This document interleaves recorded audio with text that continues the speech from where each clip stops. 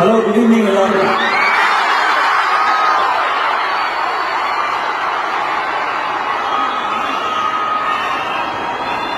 இது கோயம்புத்தூர் எஸ்என்எஸ் காலேஜ்ல இருக்குமா இல்ல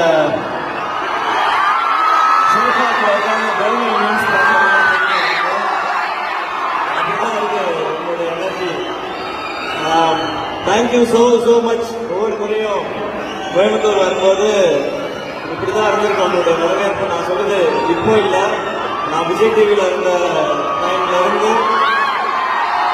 எப்போ எனக்கு கோயம்புத்தூர்ல எந்த காலேஜ் வந்தாலும் அப்படிதான் இருக்கேன். இங்க இந்த டைம் வந்திருக்கேன்.